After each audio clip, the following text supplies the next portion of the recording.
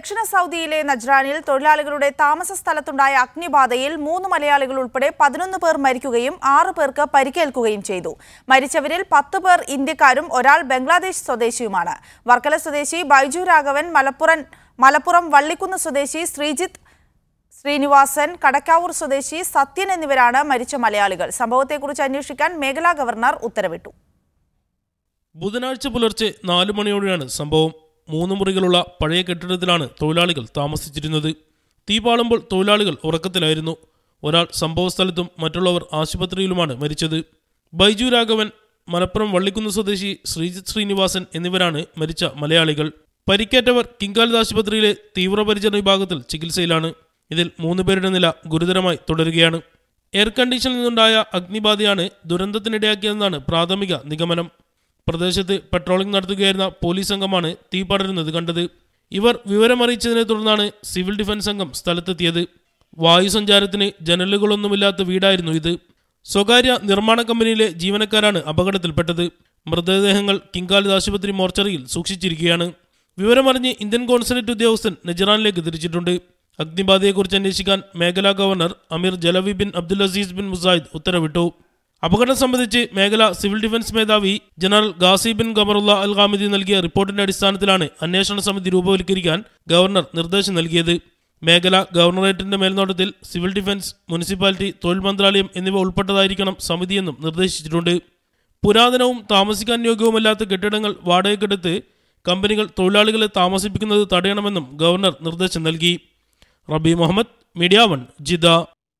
നജ്റാനിലെ അപകടത്തിന്റെ കൂടുതൽ വിവരങ്ങളുമായി ജിദ്ദയിൽ നിന്നും റബി മുഹമ്മദ് ചേരുന്നു. റബി, 6 പേർക്ക് ഇതിൽ പരിക്കേറ്റിട്ടുണ്ടെന്ന് പറഞ്ഞിട്ടുണ്ടായിരുന്നു. ഇവരുടെ നില ഇപ്പോൾ എങ്ങനെയാണ്? വിവരങ്ങൾ.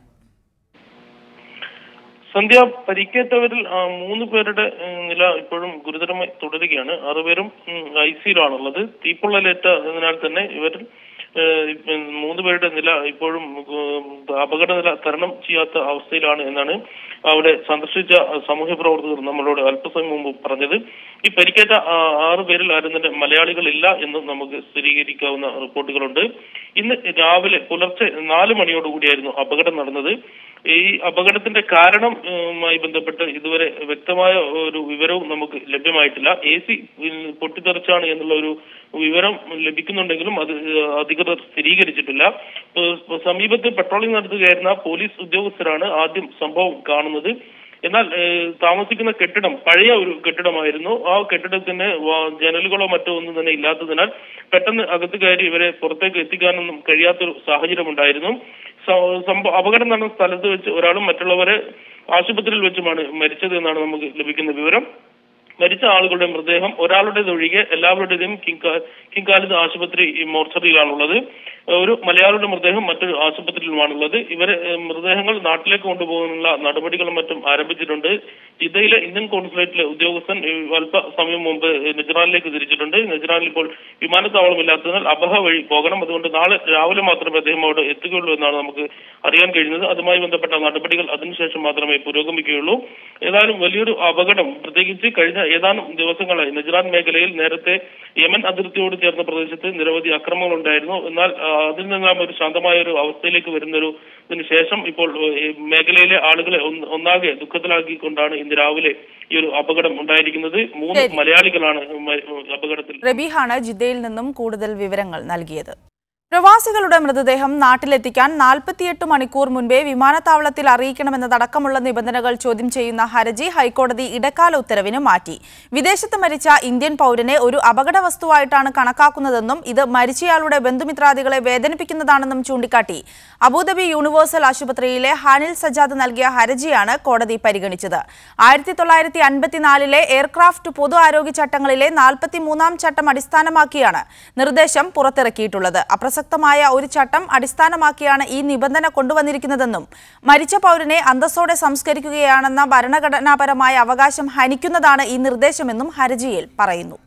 അമിത ഊർജ്ജോൽപാദന ഉപയോഗത്തിന് കാരണമാകുന്ന ബൾബുകൾ നിർമ്മിക്കുന്നതിനും ഇറക്കുമതി ചെയ്യുന്നതിനും കുവൈത്ത് വിലക്കേർപ്പെടുത്തി. ജലവൈദ്യുതി മന്ത്രാലയത്തിന്റെ നിർദ്ദേശപ്രകാരം വാണിജ്യ വ്യവസായ മന്ത്രാലയമാണ് ഇത് സംബന്ധിച്ച ഉത്തരവ് പുറപ്പെടുവിച്ചത്. അടുത്ത മാസം മുതൽ വിലക്ക് പ്രാബല്യത്തിലാകും. വൈദ്യുതി ഉപയോഗം കുറയ്ക്കുന്നതിനുള്ള തർഷീദ് ക്യാമ്പയിന്റെ ഭാഗമായാണ് പുതിയ തീരുമാനം. വൈദ്യുതി ചെലവ് കൂട്ടുന്ന ബൾബുകൾ, ട്യൂബുകൾ എന്നിവ പ്രാദേശികമായി ഉൽപ്പാദിപ്പിക്കുന്നതും വിൽക്കുന്നതും വിദേശ രാജ്യങ്ങളിൽ നിന്ന് ഇറക്കുമതി ചെയ്യുന്നതും നിയമലംഘനമായി പരിഗണിക്കും. ഇത് സംബന്ധിച്ച നിർദ്ദേശം രാജ്യത്തെ എല്ലാ കസ്റ്റംസ് വകുപ്പുകൾക്കും നൽകിയിട്ടുണ്ട്.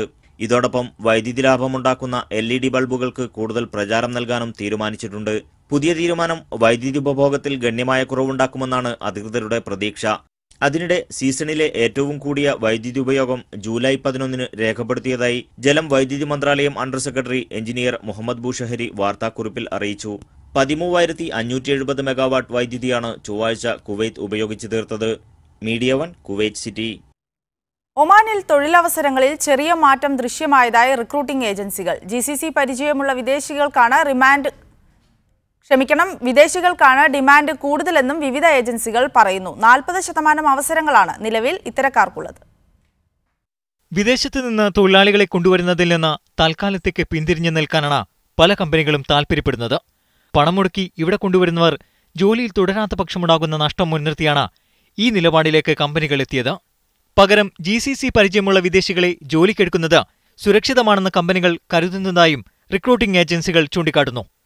ഒമാനിലെ വിവിധ വികസന പ്രവർത്തന പദ്ധതികളിലും GCCയിൽ പരിചയസമ്പത്തുള്ള വിദേശികൾക്ക് ധാരാളം അവസരങ്ങളാണുള്ളത്. NOCയുമായി ബന്ധപ്പെട്ട ആശങ്കകൾ വിദേശികളെ ഒമാനിലെത്തുന്നതിൽ നിന്ന് പിന്തിരിപ്പിക്കുന്നുണ്ടെന്നും റിക്രൂട്ടിംഗ് ഏജൻസികൾ പറയുന്നു. എണ്ണ ഇതര സമ്പദ്ഘടനയിലേക്കുള്ള വളർച്ചയുടെ പാതയിൽ വലിയ തോതിലുള്ള വികസന പ്രവർത്തനങ്ങളാണ് രാജ്യത്ത് നടക്കുന്നത്. ദുഃഖമിലും സൊഹാറിയിലും ശതകോടിക്കണക്കിന് ഡോളറുകളാണ് നിക്ഷേപ പദ്ധതികൾക്കായി ചെലവിടുന്നത്. ഇത്തരം പദ്ധതികളിലെ അവസരങ്ങൾ വിദേശികൾ ധാരാളമായി വിനിയോഗിക്കുന്നുണ്ട്. സ്വദേശികൾ പരിശീലിക്കപ്പെട്ട് ഈ മേഖലകളിലേക്ക് കടന്നുവരുന്നതുവരെ വിദേശികൾക്ക് ഈ മേഖലയിൽ തുടരാൻ കഴിയും. അറബിയും ഇംഗ്ലീഷും സംസാരിക്കാൻ അറിയുന്നവർക്കും പ്രാദേശികവും അന്തർദേശീയവുമായ പരിചയവുമുള്ളവർക്കുമാണ് അവസരങ്ങൾ ഏറെയെന്നാണ് റിക്രൂട്ടിംഗ് ഏജൻസികൾ ചൂണ്ടിക്കാട്ടുന്നത്. Media 1 Muscat. തൊഴിലാളികൾക്ക് സംശയ ദൂരീകരണത്തിനും സഹായത്തിനും കുവൈത്ത് മനുഷ്യാവകാശ സമിതി ഹോട്ട്ലൈൻ സംവിധാനം ഏർപ്പെടുത്തി. വിദേശ തൊഴിലാളികൾക്ക് തൊഴിൽ നിയമങ്ങളെക്കുറിച്ചും അവകാശങ്ങളെക്കുറിച്ചും അറിയുന്നതിനായി സംവിധാനം പ്രയോജനപ്പെടുത്താം. തൊഴിലാളികൾക്കായി മൊബൈൽ ആപ്ലിക്കേഷനും വെബ്സൈറ്റും സജ്ജീകരിച്ചതായും മനുഷ്യാവകാശ സമിതി അറിയിച്ചു. 22 21 51 50 എന്നതാണ് ഹോട്ട്ലൈൻ നമ്പർ. തൊഴിൽ നിയമങ്ങൾ, മന്ത്രാലയങ്ങളുടെയും സർക്കാർ വകുപ്പുകളുടെയും തീരുമാനങ്ങൾ, നിയമ നടപടികൾ, ജോലിക്കാരുടെ അവകാശങ്ങൾ എന്നിവ സംബന്ധിച്ച് അറിയണമെങ്കിൽ ഇനി ഈ നമ്പറിലേക്ക് വിളിച്ചാൽ മതി. മനുഷ്യാവകാശ സമിതിയുടെ നിയമവിദഗ്ധർ സംശയങ്ങൾക്ക് മറുപടി നൽകും. ഭാഷ അറിയില്ലെന്ന ആശങ്ക വേണ്ട. സഹായം തേടാനായി അറബി, ഇംഗ്ലീഷ്, ഹിന്ദി, ഉറുദു, ഫിലിപ്പീനോ എന്നീ 5 ഭാഷകളിലൊന്ന് തെരഞ്ഞെടുക്കാനുള്ള സൗകര്യമുണ്ട്. തൊഴിൽ ചൂഷണങ്ങൾ ഇല്ലാതാക്കാനുള്ള കുവൈത്ത് മനുഷ്യാവകാശ സമിതിയുടെ വിവിധ നടപടികളിൽ ഒന്നുമാത്രമാണ് ഹോട്ട്ലൈൻ സംവിധാനമെന്ന് ചെയർമാൻ ഖാലിദ് അൽ ഹമീദി പറഞ്ഞു. തൊഴിലാളികളെ ബോധവൽക്കരിക്കുന്നതിനായി ബഹുഭാഷാ വെബ്സൈറ്റും മൊബൈൽ ആപ്ലിക്കേഷനും തയ്യാറാക്കിയിട്ടുണ്ട്. togetherkw.org എന്നതാണ് വെബ് അഡ്രസ്. അക്ഷരാഭ്യാസമില്ലാത്തവർക്ക് കൂടി ഉപകാരപ്പെടുന്ന വിധത്തിൽ കാരിക്കേച്ചറുകളിലൂടെയും പോസ്റ്ററുകളിലൂടെയും തൊഴിൽ നിയമങ്ങൾ പ്രചരിപ്പിക്കും. അവകാശങ്ങൾ സംബന്ധിച്ച് തൊഴിലാളികളെ ബോധവൽക്കരിക്കുക വഴി ചൂഷണങ്ങൾ തടയുകയാണ് സംഘടന ലക്ഷ്യമാക്കുന്നതെന്നും ചെയർമാൻ കൂട്ടിച്ചേർത്തു. Media 1 Kuwait city. Kala art കുവൈത്തിന്റെ ഈ വർഷത്തെ സാംബശിവൻ സ്മാരക പുരസ്കാരം പ്രശസ്ത ഖാദികൻ ഡോക്ടർ വസന്തകുമാർ സാംബശിവന് സമ്മാനിക്കുമെന്ന് ഭാരവാഹികൾ വാർത്താസമ്മേളനത്തിൽ അറിയിച്ചു. 25,000 രൂപയും പ്രശസ്തി പത്രവും ഫലകവുമാണ് അവാർഡ്. മുൻവർഷങ്ങളിൽ UA Khader, Vaisakhan, Akbar Kakkattil, Karivellur Murali, doctor MN Karassery, Thara Kalyan എന്നിവർക്കാണ് കലാ ആർട്ട് കുവൈത്ത് സാംബശിവൻ പുരസ്കാരം നൽകിയിട്ടുള്ളത്. സെപ്റ്റംബർ 15 വൈകിട്ട് 4 അബാസിയ കമ്മ്യൂണിറ്റി ഹാളിൽ സംഘടിപ്പിക്കുന്ന കേരളീയം പരിപാടിയിൽ പുരസ്കാരങ്ങൾ സമ്മാനിക്കും. സാംകുട്ടി തോമസ്, സുനിൽകുമാർ തുടങ്ങിയവർ വാർത്താ സമ്മേളനത്തിൽ പങ്കെടുത്തു. ബെൽജിയത്തിൽ നിന്ന് പക്ഷികളും മുട്ടയും ഇറക്കുമതി ചെയ്യുന്നത് UAE നിരോധിച്ചു. ജീവനോടെയുള്ള വളർത്തുപക്ഷികൾ, അലങ്കാര പക്ഷികൾ, കാട്ടുപക്ഷികൾ എന്നിവയും അവയുടെ മുട്ടയും പരിസ്ഥിതി മന്ത്രാലയം വിലക്കി. ബെൽജിയത്തിൽ പക്ഷിപ്പനി റിപ്പോർട്ട് ചെയ്യപ്പെട്ട സാഹചര്യത്തിലാണ് തീരുമാനം. എന്നാൽ സംസ്കരിച്ച ഇറച്ചി, മുട്ട ഉൽപ്പന്നങ്ങളുടെ ഇറക്കുമതിക്ക് തടസ്സമില്ലെന്ന് മന്ത്രാലയത്തിലെ മൃഗ ആരോഗ്യ വിഭാഗം മേധാവി ഡോക്ടർ മാജിദ് സുൽത്താൻ അൽ ഖാസിമി വ്യക്തമാക്കി. മസ്കത്ത് സലാല റോഡിൽ യാത്ര ചെയ്യുന്നവർക്ക് അവശ്യ സാഹചര്യത്തിൽ ബന്ധപ്പെടാനുള്ള ഹോട്ട്ലൈൻ നമ്പറുകൾ ROP പ്രസിദ്ധീകരിച്ചു. അപകട സാധ്യതയേറിയ ആദം മുതൽ തുംറൈത്ത് വരെയുള്ള റോഡിലെ 6 നഗരങ്ങളിലാണ് പോലീസ് ആംബുലൻസ് സേവനങ്ങൾക്കായി ബന്ധപ്പെടാൻ അടിയന്തര നമ്പറുകൾ ഒരുക്കിയിട്ടുള്ളത്. ഖരീഫ് കാലത്ത് സലാലയിലേക്കുള്ള റോഡിൽ വാഹന ഗതാഗതം വർദ്ധിക്കാറുണ്ട്. അതിനാൽ അപകട സാധ്യതയും ഏറെയാണ്. യാത്രക്കാർ ആവശ്യപ്പെടുന്ന പക്ഷം ഉടൻ സഹായം എത്തിക്കുക ലക്ഷ്യമിട്ടാണ് ഈ സംവിധാനമെന്ന് പോലീസ് വക്താവ് വ്യക്തമാക്കി. മക്ക നവോദയ ഏരിയ കമ്മിറ്റി ഈദ് രാവ് സംഘടിപ്പിച്ചു. ഷെറായ അൽനൂർ ഓഡിറ്റോറിയത്തിൽ നടന്ന പരിപാടി ജിദ്ദ നവോദയ ജനറൽ സെക്രട്ടറി നവാസ് വെമ്പായം ഉദ്ഘാടനം ചെയ്തു. ഫിറോസ് മുഴപ്പിലങ്ങാട്, അബ്ദുള്ള മുല്ലപ്പള്ളി, ഹർഷദ് ഫാറൂഖ്, കോയമോൻ പുതിയങ്ങാടി, മുഹമ്മദ് മേലാറ്റൂർ, ബഷീർ നിലമ്പൂർ തുടങ്ങിയവർ സംസാരിച്ചു. SSLC പരീക്ഷയിൽ ഉന്നത വിജയം നേടിയ വിദ്യാർത്ഥികളെ ചടങ്ങിൽ ആദരിച്ചു. ക്വിസ് മത്സരവും വിവിധ കലാപരിപാടികളും ഗാനമേളയും അരങ്ങേറി. ഷിഹാബുദ്ദീൻ കോഴിക്കോട് അധ്യക്ഷത വഹിച്ചു. അൻവർ ഖാലിദ് മൂപ്പൻ റിപ്പോർട്ട് അവതരിപ്പിച്ചു. ജിദ്ദ ജമിയത്തുൽ അൻസാർ കമ്മിറ്റി പ്രവാസി വിദ്യാർത്ഥികൾക്കായി സംഘടിപ്പിച്ച ഖുർആൻ വിജ്ഞാന മത്സരഫലം പ്രഖ്യാപിച്ചു. സീനിയർ വിഭാഗത്തിൽ ഹാദി ഷാറുൽ ഹമീദ്, മുഹമ്മദ് ഫർഹാൻ, അബ്ദുൾ ബാസിദ് എന്നിവർ യഥാക്രമം 1, 2, 3 സ്ഥാനങ്ങൾ കരസ്ഥമാക്കി. ജൂനിയർ വിഭാഗത്തിൽ അസീൽ ഷിഹാബ് 1ാം സ്ഥാനവും മുഹമ്മദ് ഷഹീൻ 2ാം സ്ഥാനവും മുഹമ്മദ് ആദിൽ, ദിയ സമീർ എന്നിവർ 3ാം സ്ഥാനവും നേടി. വിജയികൾക്കുള്ള സമ്മാനങ്ങളും സർട്ടിഫിക്കറ്റുകളും ഈ മാസം 21-ന് വിതരണം ചെയ്യുമെന്ന് സംഘാടകർ അറിയിച്ചു. കിഴക്കൻ പ്രവിശ്യയിലെ ഖത്തീഫിൽ നിരവധി തീവ്രവാദ ആക്രമണ സംഭവങ്ങൾക്ക് നേതൃത്വം നൽകിയ 4 പേരുടെ വധശിക്ഷ സൗദി ആഭ്യന്തര മന്ത്രാലയം നടപ്പാക്കി. അംജദ് നാജി അൽ മുഅയ്ബിദ്, സാഹിർ അബ്ദുറഹീം അൽ ബസ്രി, യൂസഫ് അലി അൽ മുഷൈഗിസ്, മഹദി മുഹമ്മദ് ഹസൻ സായിഖ് എന്നിവരുടെ വധശിക്ഷയാണ് കഴിഞ്ഞ ദിവസം നടപ്പാക്കിയത്. 4 പേരും സൗദി പൗരന്മാരാണ്. 2011 മുതൽ കിഴക്കൻ പ്രവിശ്യയിൽ നടന്ന നിരവധി ആക്രമണങ്ങൾക്ക് പിന്നിൽ പ്രവർത്തിച്ചവരാണ് ഇവരെന്ന് ആഭ്യന്തര മന്ത്രാലയം വ്യക്തമാക്കി.